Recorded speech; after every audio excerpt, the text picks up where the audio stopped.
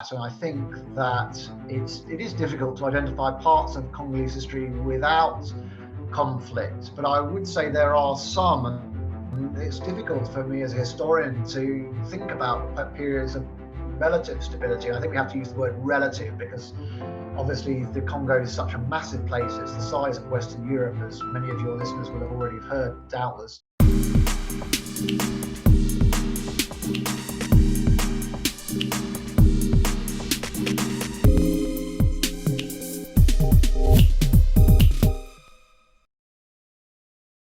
Thank you for watching this video. Please help us keep the show alive by liking and sharing this video, and by subscribing to the show and making sure the notification button is switched on. For those of you who can help a little bit more, there's a Patreon link down below where you can contribute whatever you can. Every little does help, and all the money will go directly back into the show. You can also keep up with our latest content on Instagram at The No Show Pod, as you can see on the screen. As you know, The No Show is an initiative designed to make academic research accessible to everyone. So do contribute to the conversation, leave some questions, have a discussion, and I'll make sure I get back to everyone. Hi, and welcome back to another episode of The No Show. I'm really pleased to be joined today by Reuben Loffman. Reuben is a senior academic and lecturer at Queen Mary in African history. And today we'll be discussing quite an important subject, and one that we haven't touched on the podcast before, which is the DRC, or the Democratic Republic of Congo. So Reuben, thank you so much for joining us. Thank you very much for the show. Thank you. Cheers, thanks a lot for being here. Especially during this new lockdown. So how has it been as a journey for you so far? It's been quite a journey, I have to say. Obviously, there's a great deal of bad, negative points, but there are also some good points. I think it's important to focus on the good points at this time. I've had a lot of great seminars that I wouldn't have otherwise have had. So actually, seminars like this, I don't have to travel. I can actually talk to you from the comfort of home. Likewise, I've had academic seminars that I've attended internationally. I haven't had to get a plane fare, and that's been really good. There are obviously some downsides, and that's one of the main ones is I haven't been able to get to the archives for a very long time, and I've been trying to get online archives. I think that's one of the main things that I've been trying to do as a historian. But mainly, I think many of us, I dare say, would be very involved in the secondary literature now. But that's one of the main things that we can do, is to read books online, even if we can't get to the archives themselves. So that's something I've been doing. So there are downsides and upsides, but I'm hoping that this lockdown will be relatively short. I know that it will probably continue to mid-February, but hopefully we'll get out of it at some point early this year. Yeah, let's hope so. I mean, getting into you and your background, how did you end up studying and investigating African history, and in particular the DRC? Yeah, so when I was in primary school, my head teacher, and I found this out later on, I think, was a graduate of the School of Oriental and African Studies. And he went to Kenya and he told us in assemblies of these stories when he was in Kenya, and I was absolutely enraptured. And so I knew that I was very interested in African history, and he invited a couple of South African people to come and talk to us about South African politics during the last year of my primary school. So I was extremely engaged in Africa and African affairs from a very young age. And then when I was in secondary school, I read Joseph Conrad's Heart of Darkness. It's novella, 1899 novella, which is now very, very famous, I think, for many reasons. And that novella was absolutely a key moment for me, because I wanted to find out the, in parentheses, fact behind the fiction. And that focused my African interest very firmly on Central Africa and the various states that have occupied the Congo River Basin. That's a really fascinating backstory, in that it started so early. Now, having sort of started that at that early point in your life, and you're still investigating, how has that journey been for you? Has it been an awakening to what that world is like? Yeah, that's a really good point. I mean, I think when I was in the UK and I was looking at Africa from the vantage point of the UK, it was quite theoretical. And I think one of the key moments for me in terms of that journey was actually my gap year teaching English in Arusha in Tanzania. And I did that for 8 months in 2 very different schools. So they were still in the same place, Arusha, but they were very, very different. One was a private school and it was a Muslim school. So I got to know the history of Islam in a way that I hadn't ever experienced before. And then I went to a very much poorer school. It was a state-run primary school rather than a private secondary school. And this state-run primary school was exceptionally under-resourced, and it was extremely hard to teach in, really, really hard. That in the school that was private secondary school, I was talking about history. I was talking to pupils about history. It was electrifying. I mean, it was obviously it's a subject I love. Whereas in the state school, I was teaching very, very basic English. I was teaching 1, 2, 3. I was teaching ABC. But these children were really learning their third language. Many of them would speak, for example, Maasai. Then they'd have to learn Swahili. Then they'd have to learn English. So being in Africa was huge for me, absolutely massive during my gap year. That was a huge moment. That made me really want to learn much more about the place I'd visited. And thereafter, I wanted to go to the Congo because when I went on my gap year, it was 2001 to 2002, and those Congolese historians and political scientists watching this podcast or listening to it will know that was the heights, or that was when the Congo Wars were in it's when the Congo Wars were happening, basically, just before the deal in Sun City, the second Sun City deal in 2002, which led to the transition arrangement in 2003. So really, I couldn't go to Congo at that point. And so that left me with this idea that, yes, I've been to Africa, but I haven't quite been to Congo yet. And so that only happened in 2008 when I went for the first time when I was doing my doctorate. So having made my mind up, I wanted to study the Congo in 2001. I was finishing my A-levels. It took me 7 years to actually get to the Congo. And I remember just the plane that was taking me to Congo from Nairobi, and the plane actually from Nairobi went to Lusaka, and from Lusaka I went to Lubumbashi, and that Lusaka-Lubumbashi plane was one of the most magical of my life because it was the summation of the dream I'd had since 2001. So it was quite a moment, and my journey has been a steep upward curve, I'd say, because obviously I come from the UK and I speak English, and we don't talk a lot about Congo in the UK. We didn't when I was growing up. There were hardly any discussions about Congolese historiography at all. And so it's a very steep learning curve. But now I have to say in 2021, we are much more familiar in the UK with Congolese history. That Adam Hochschild's book in 1998 was a huge moment, and that basically made Congolese history global news. And likewise, I think in 2020, the George Floyd's death, his murder, was another massive milestone for Congolese history because it led to Black Lives Matter protests in Belgium. It led to Leopold statues being targeted across Belgium, Antwerp, Brussels, and a range of different locations.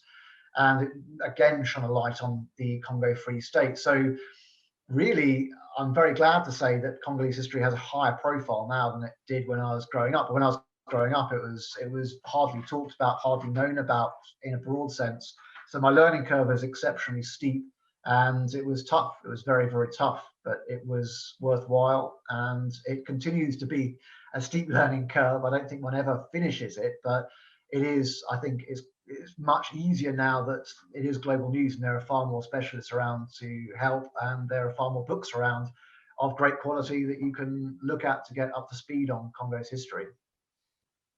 Congo is a fascinating place in that it's, since its sort of revolutionary period in the 60s, it feels as if it's never seen a period of rest, and it's always been in conflict.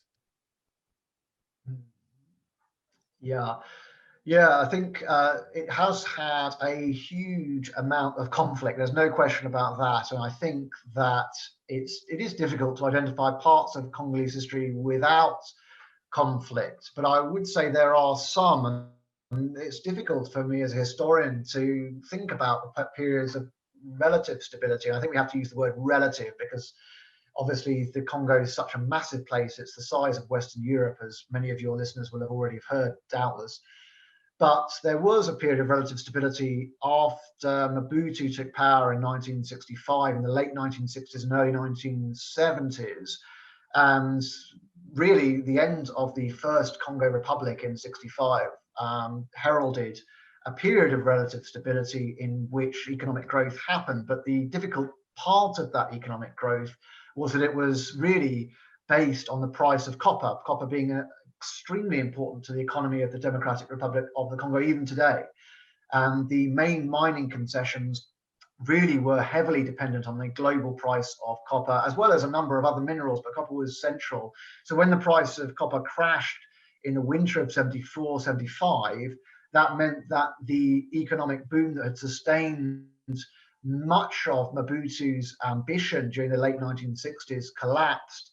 And again, the Congolese state shuddered, and many used that as an opportunity to try and destabilize Mobutu's regime. And you saw the Shaba Wars both in 1977 and 1978. So this period of relative stability came to an end by the late 1970s. By the 1980s, there was some stability, but it was very, very limited. And of course, it was really the product of a system that was extremely oppressive. And I think that it's worth emphasizing how oppressive Mobutu was and how afraid people felt about his rule, that his rule wasn't predicated on consensus, as his title of president would suggest. It was really predicated on fear. And this fear, when I was in the field, when I was doing my research, it was quite palpable that people as far away from Kinshasa and Lubumbashi as Congolo were afraid that what they said could be reported back to Mobutist officials, and they were afraid of incarceration or worse.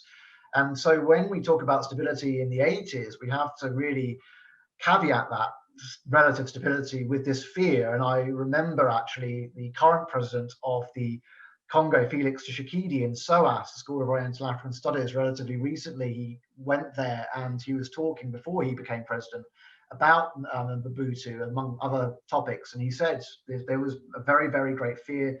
The Mobutist administration was extremely powerful in terms of creating this. So it's unfortunate that Congolese stability has been predicated on dictatorship and fear, as well as what hasn't been a particularly diverse portfolio of industrial investments, notably the massive influence that copper has over the economy of the Congo. And of course, by the time that the Cold War ended and Mobutu started a process of democratization, or at least he pretended to start a process of democratization, which was something that eventually snowballed out of his control. You saw the start of the First Congo War and the installment of Laurent Désiré Kabila as president. And then, of course, we have the Second Congo War, which lasts until 2003. Although many scholars suggest that the war hasn't left, in many cases, Eastern Congo in particular. So, yeah, I think you're right that there's very little stability to be found in Congolese post-colonial history, but it's something that has occasionally cropped up, unfortunately, predicated on dictatorship. What does that mean for the average Congolese person today? How has this very colorful history, how has that impacted how the trajectory of their lives are? I think it's negatively, I think you can probably surmise, negatively impacted on their own lives, in the sense that Congolese across the Congo, whether that's Lubumbashi or Goma, have to navigate a very, very difficult political terrain, whether that's in the context of warlords, fiefdoms in Eastern Congo, whether that's in the context of the difficult politics of the state, which exists now in terms of the struggle between Tshisekedi and Kabila, in terms of who actually gets to appoint key officials to key positions. Congolese people have to navigate this very difficult political terrain amidst an economy which consistently stalls. Now, it's worth saying that because the economy is predicated on minerals, and when the price of minerals rises, it looks like the Congolese economy is doing very well. But the fact is that the Congolese investments are not particularly widely dispersed, meaning that actually there's not a lot of money going outside of the Kinshasan, the main politics of Kinshasa and the mining concessions. So there aren't a lot of jobs around. There aren't a lot of jobs in the formal sector. So Congolese people often have to juggle the informal sector and have to navigate very difficult political terrain. So that's the reality of a lot of lives today. And of course, many do it very successfully. There's no question of that. And that there is an increasing formal sector in terms of some places in the Congo. That when I was in, for example, Lubumbashi in 2015, there was a shopping mall, which I hadn't seen in 2008 or 9.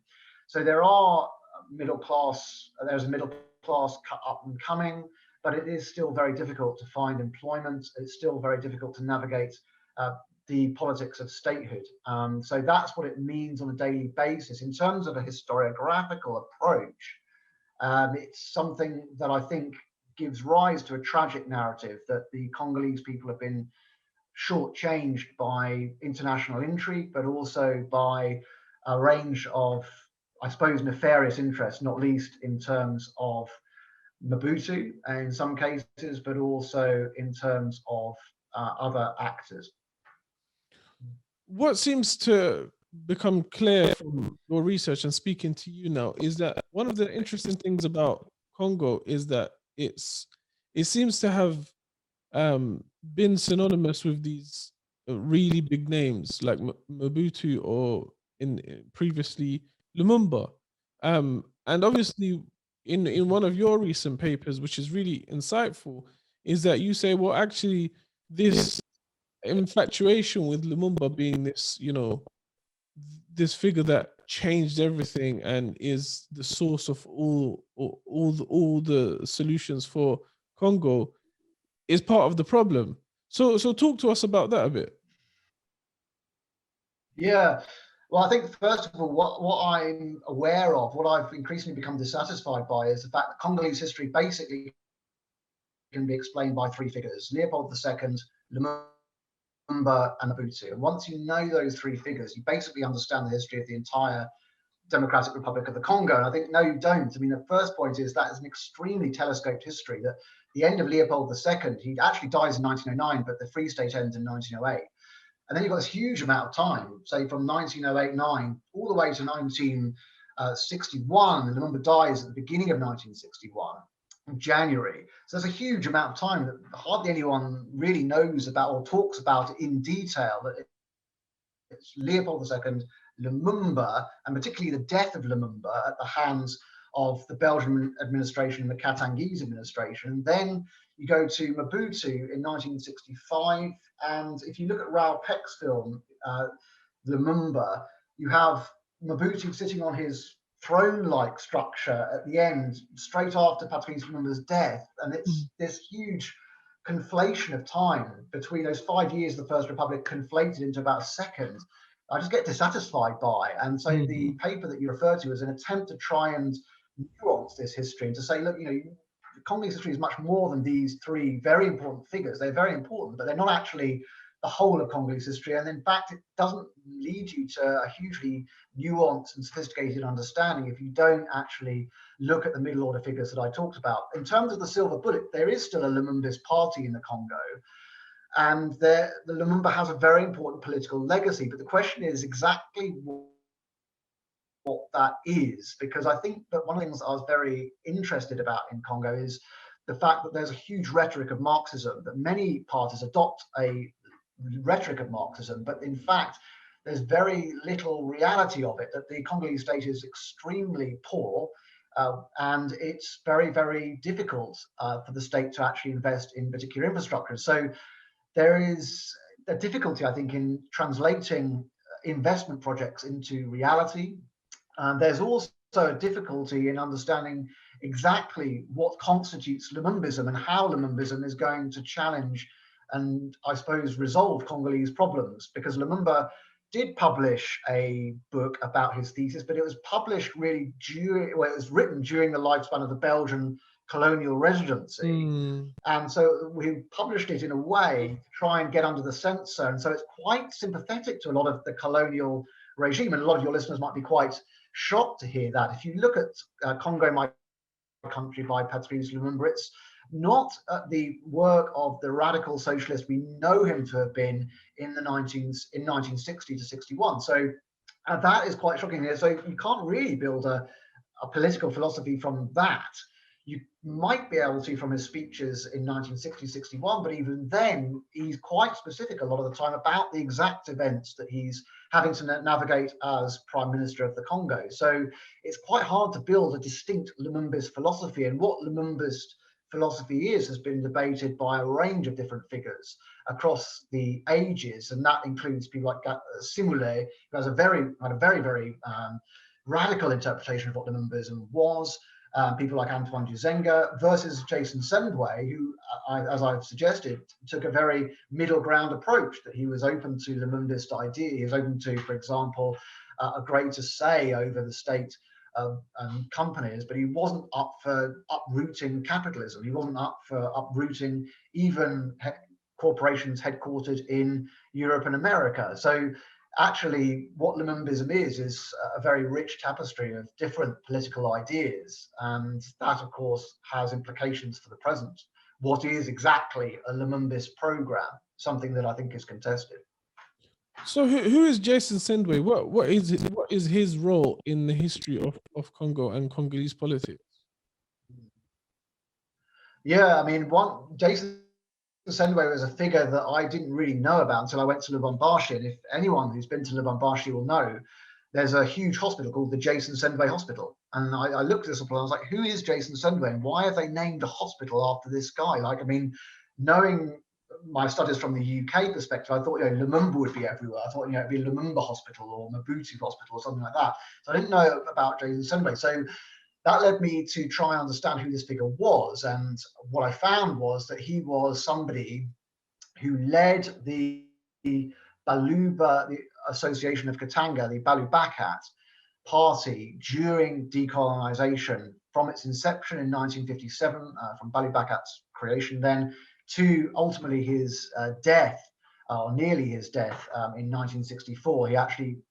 He didn't manage to be president all the way through till 1964, but nearly did. So he was this leader of an association which sought to challenge the Katangese secession. Those of your listeners will know about the attempted secession of Katanga from 1960 to 63 from the rest of the Congo, led by Moise Tshombe. And really, Sendway hoped to block this, and he was very successful in doing so. That he forged relationships both with Lumumba, and in fact, he was invited to become deputy prime minister. And so he had a very important say in the way in which decolonisation played out, but also he was very important in terms of the local politics of what became the North Katanga province, which set itself up as an opposition to the Katangese secession. So that's a very important point to make, and that's really his contribution to Congolese history, that he challenged the secession very successfully. I think you could hear my son has just come into the room, so we might have to go into the study. Apologies. So the other branch of research that you've conducted and you've even written a book about is sort of the role of the church and how the role of the church has been in Congo. So could you sort of elaborate a little bit more about that strand of the research that you're doing? Yeah, so the church, or the Catholic Church, had a very important part to play in the construction of colonialism, but also in terms of its own congregations. So the church was something that King Leopold II, in formulating his policy in the Congo, wanted to get on board because he saw it as a way of offsetting the costs of education and medicine in Congo. So the idea of the Free State was that it would not cost a lot to establish. And of course, Leopold II would later spend a huge amount of money and nearly bankrupt himself doing so. But missionaries basically played a very important part in doing the parts of statehood that Leopold didn't really want to invest in. And likewise, the Belgian colonial administration, at least in its early years, also didn't want to invest in. So missionaries, if you like, fleshed out the state. They would be the people who Congolese people would go to if they wanted, for example, to go to school, if they wanted to get treated in a hospital, if they wanted to get drugs in a pharmacy. It would be missionaries who would, by and large, be responsible for those services. There were secular state operatives of hospitals, for example, and particularly in the late colonial period, the state would get far more involved in the creation of civic infrastructure. But generally speaking, missionaries had that role for a very long time in the context of the Congo, and that's why they are so significant. Even today, that most hospitals have some sort of genesis in the mission encounter. Likewise with schools. In fact, in the schools, it's even more pronounced that you have many Congolese people being trained in a school that has its heritage in the Catholic Church, or indeed in Protestant churches, encounters in the early 20th century.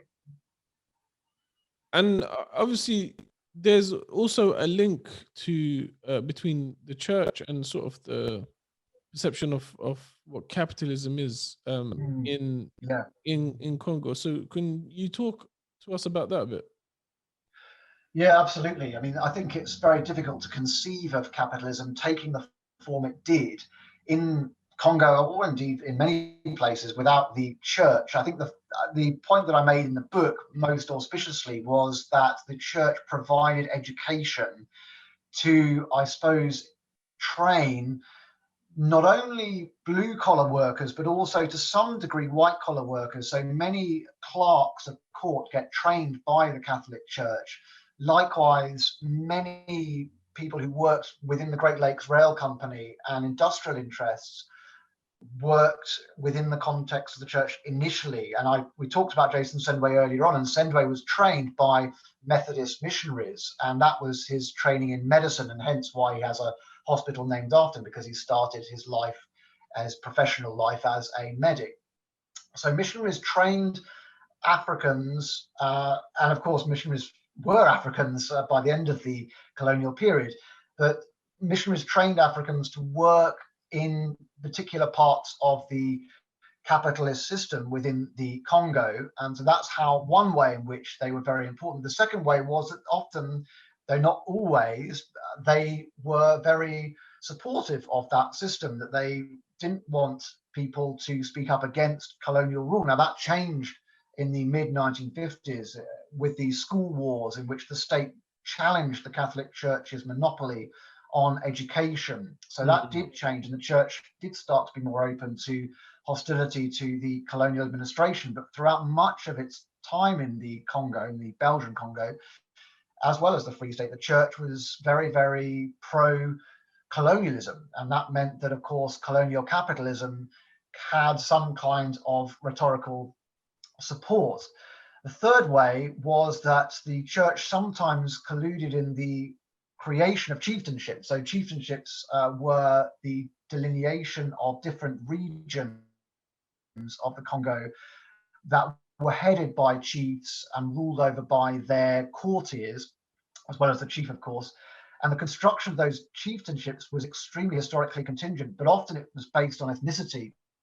Some chiefdoms were actually delineated according to a presumed ethnicity. Now, of course, we know that ethnicity is a historically based social construct, but the church were very important in terms of in actually doing some of the initial ethnographic work on which colonial officials would base their presumptions of chieftainship on. So if you were, for example, a Batetla, they were in one chieftainship together, for example. Or if you're in the Baluba, if you were presumed to be Baluba, you would have your own chieftainship, and that was supposed to mean that that chieftainship was legitimate. You were Baluba, therefore you should be ruled by a Baluba chief. And I'm saying Baluba as opposed to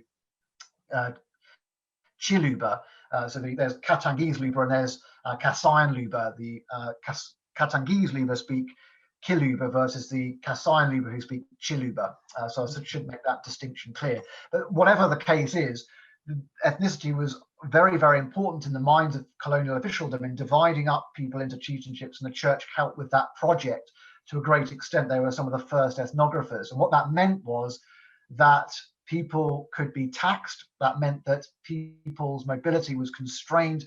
And the idea was to make those populations, I think it was Foucault who talked about legibility, to make populations legible. And that was an idea, I think, that was taken up by James Scott in Seeing Like a State. That was a way the Belgian colonial administration could, in fact, try and manipulate people, reduce them to, if you like, serfs, or at least try and dispossess them of land, make them subservient to chiefs, and that would be a way that they could be recruited, for example, in terms of the mining projects in southern Congo, but also, of course, in wartime. And that's very important, particularly in the First World War, that many Congolese people were recruited into the armies of the Allies to fight in the theatre of the German East Africa. So that's not necessarily capitalism as such, but that was one way in which missionaries helped capitalism inadvertently through the production of ethnographic work, and indeed in terms of print capitalism, that missionaries would print a lot of material, and they would have some of the only printers for miles around in many cases, that they would be the only people who could print material, and the colonial state often was under-resourced and didn't do. So in terms of print capitalism, they were very important brokers. And so I think those are some of the major contributions of the church towards capitalism. I think the last thing is quite a, I suppose, well-known point, and that is that the church obviously opposed socialism. The church opposed communism. And so this didn't mean that it brainwashed people. I think a lot of Congolese people brought up in the church, including Lumumba, interestingly, he decided to take a communist path. So it's not as simple as saying the church didn't like socialism and communism, therefore Congolese people didn't become socialists and communists, but it's certainly something that acted to slow, I think, the growth of those ideologies. So it was something that ideologically at times dovetailed with the state, though my book does talk about how it sometimes didn't. So, for example, the many clerics, including Victor Rowlands, hated labour migrancy. They hated labour recruitment. So they'd act against what the Belgian colonial officials would like capitalism to have been. That Rowlands saw a kind of agrarian capitalism as being really the way he would drive through these perfect